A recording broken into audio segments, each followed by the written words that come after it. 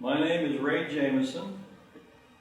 I'd like to show you a few things that I encountered while in Korea in 1951 and 1952. We took basic training in Kentucky, which every GI does. Then we were shipped to Seattle to get on a ship to go to Japan, and every time you would go to a place to get on a boat or ship, they would have this band playing, "So long, it's been good to know you." And if you're going away for a few months, that really wasn't too nice of a song. Ended up in Korea with a group of people you're going to spend about a year with. And you need to get along with them because your life at some point is going to depend on getting along with these people. Looking at the back row, that's Harrison, Thomas, Wolf, Gates, Papanopoulos, and Boyd Cleveland Shite. Bottom row is Oswald Bowman, and I'm the one with no hat and a little bit of hair. And beside me is Ernie Bull. One of the first things in Korea was we landed in Busan and was taken to a railhead, such as it was, and put on a train to go north, which was nothing more than boxcars that had crates filled in it for you to lay on. When we got up north, we landed in an area which was the Yanggu Enji area, and we had a campsite about 50 yards from this boat, or this pontoon bridge. They had a machine gun at each end, and guys walking on the pontoon bridge, poking debris in the river through so it wouldn't break down into the bridge. They later put a Bailey Bridge and a full structure bridge beside this. Now you could ford this river, which was approximately 500 feet, if you took the fan belts off the deuce and half, so it wouldn't drown out the truck. I was involved with wireline communication. This is called Spiral 4, and I'm the guy on the right, which was quarter-mile sections. You pull it out and plug it together, go get another reel, take it, do the same thing. The company was Company B, 4th Signal Battalion. And I'm the guy on the right. We had to supply our own security.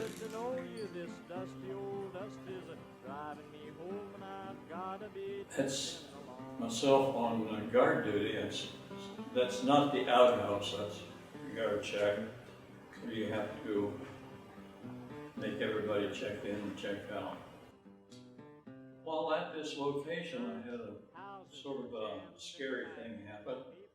One night, one of the guards came in and got me and said, "It sounds like somebody's out there loading their rifles." I went and listened, and it sounded like it. I got the first sergeant and the sergeant's guard. They went and got the officers, and they bailed everybody out. And finally, the first sergeant decided we couldn't stay there all night and listen for it. And he said, "Jameson, Filber, and Norris, go out and find out what it is." Which is a little bit scary when you know that you've got 100 guys there with loaded rifles and you're out in front of them to find out what it is. And this is just a case of your imagination getting away from you.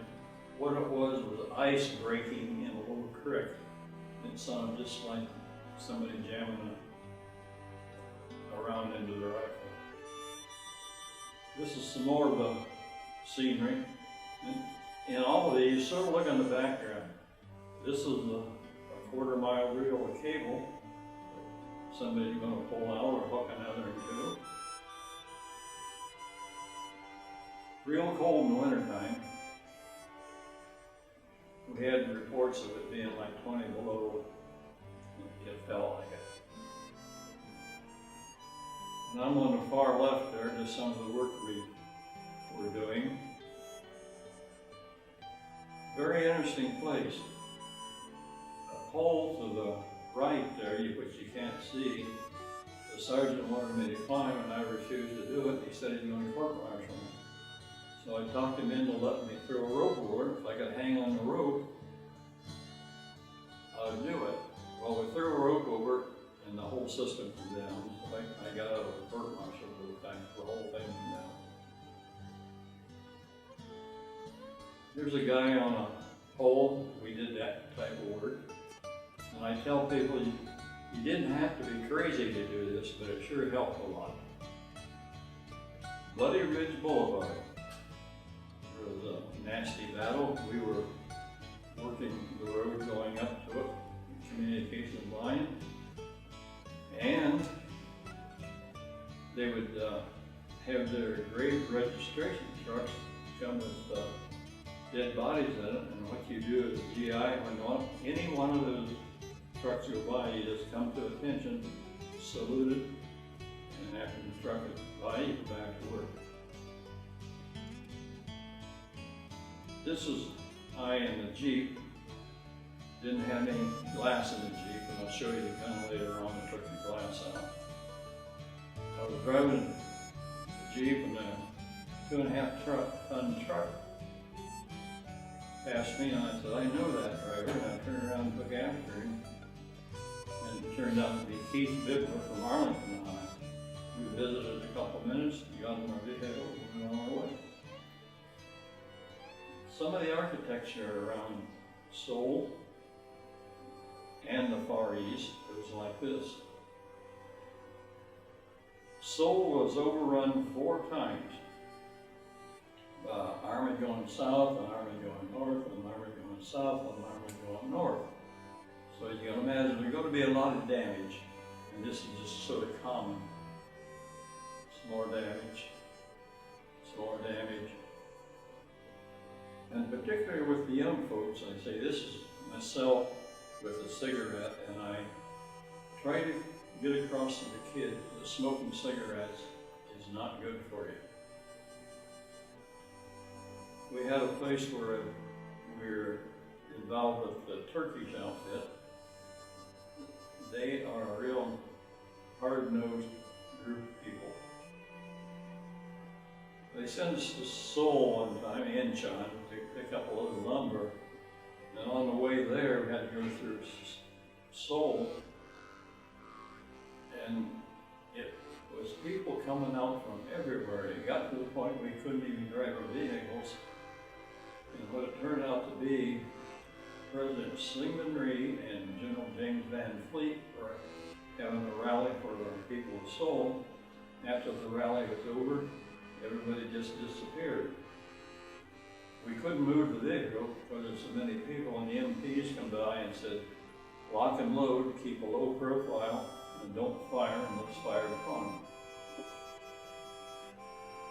So the typical little family. In the eastern part where I was, there was very little of this.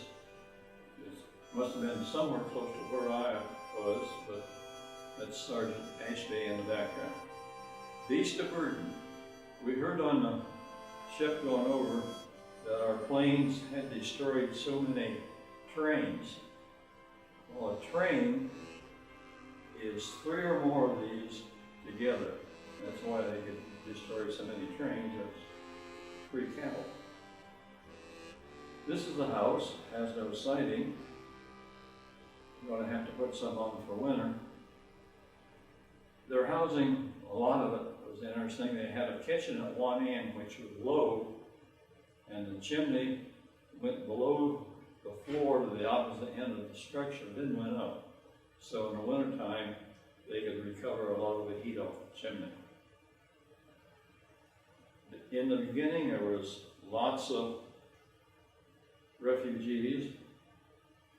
And I remember one of the first things we saw in Busan, as we was going to the railhead, was an older woman, which happened to be naked to the waist, and some young kid was like 5 or 6, was tormenting her, and she picked up a brick and threw it at her. Just more of the troubles with the refugees. I don't know how anybody can see something like this and not be affected. I didn't see this personally, but I used to have to take a run to the dump, and they had kids like 4 and 5 years old living in the dump. They just dig a hole in the garbage, and that's where they live. Papa saw them with a load of firewood, some more of their transportation, which was a lot of it prior to us getting there. Rice paddies with the hills in the background. It was hard to find a place that you could set up a tent. Don't know what this was. We passed it many times. We sort of figured it might have been a religious type thing, or might have been a community well. We never did find out what it was. In the summertime, it's hot and dusty. This is a shot of a place called the Punch Bowl. And you can imagine if you're assigned to capture this place, you have a serious problem. With all these guys in the rice paddy next to the house, somebody's going to get a big surprise in just a little bit. I watched this plane land with a blind pilot.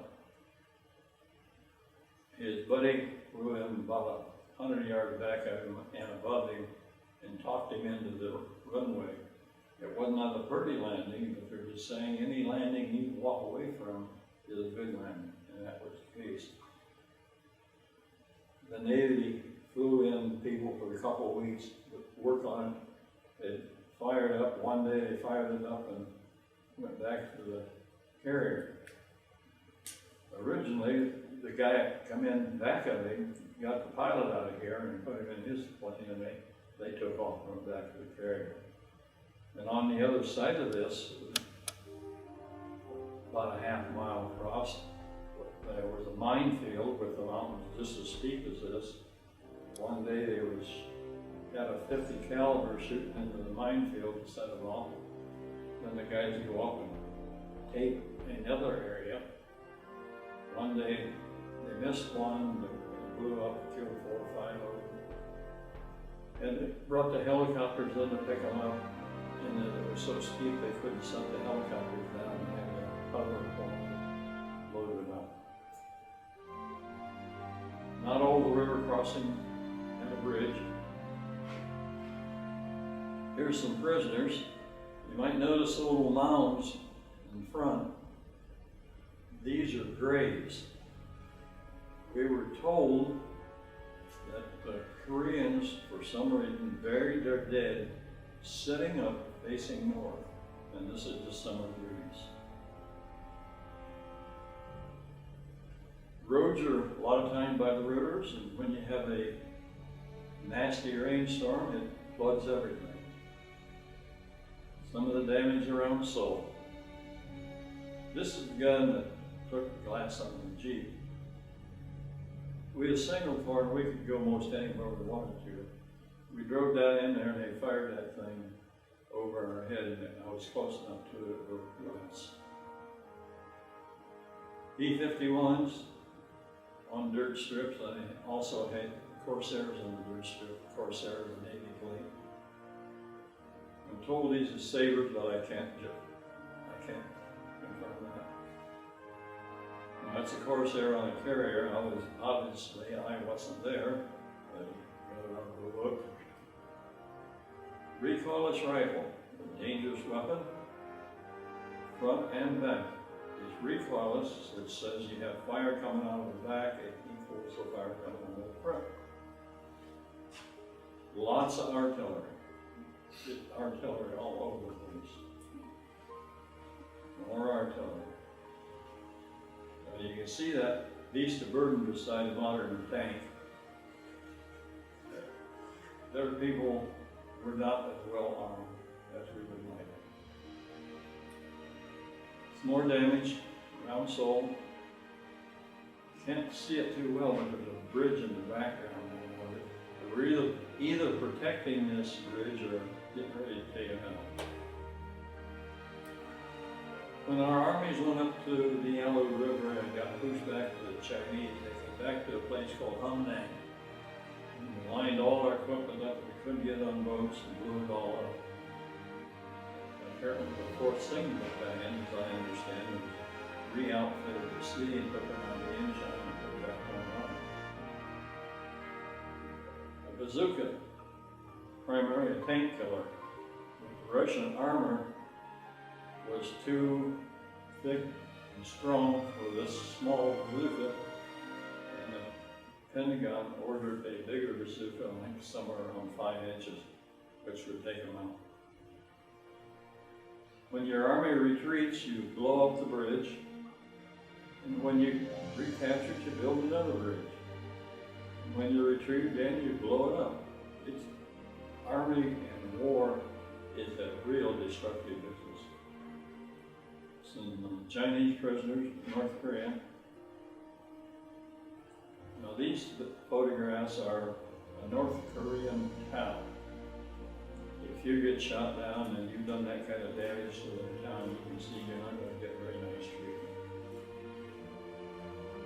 This is a crater from a battleship round, 16-inch round. You could park your car in it. This doesn't show up too good, but I can feel the fatigue in these guys just the way they're set. I understand there was 3 amphibious landings and some more damage to North Korea. More damage. Helicopters.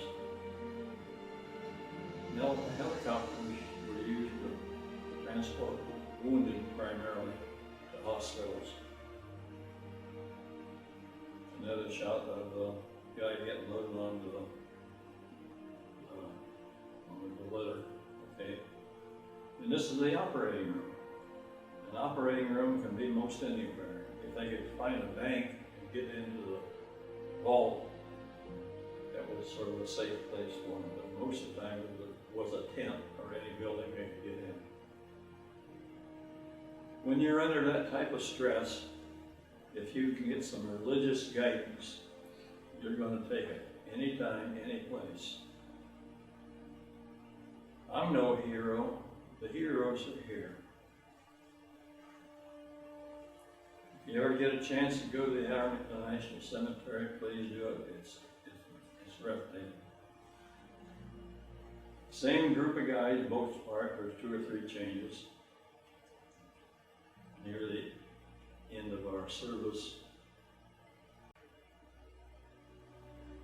And these next few slides were taken out so we could show it to young people what the principals don't like us to show dead bodies to their students. This body was used early on in the war as propaganda. There's a guy with his hands tied behind him and shot in the back of the head. Mass graves.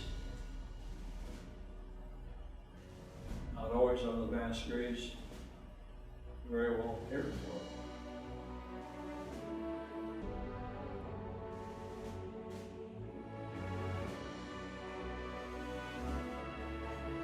From the Republic of Korea.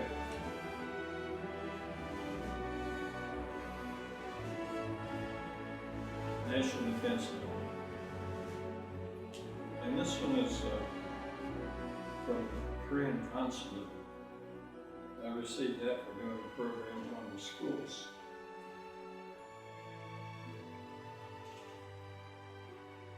And these 3 ribbons are common for anybody that served during the Korean conflict, during the hostilities.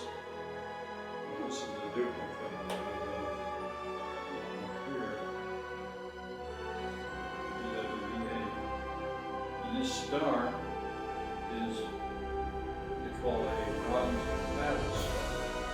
Really didn't have to be in the battle. If you was in that area when the generals declared the battle zone, then that's what you got along with ribbons. These 3 ribbons are real common for anybody that's served in the Grid or early 50s. And I can't even read now. Okay. My view on medals is the medals and $5 and you get a cup of coffee bought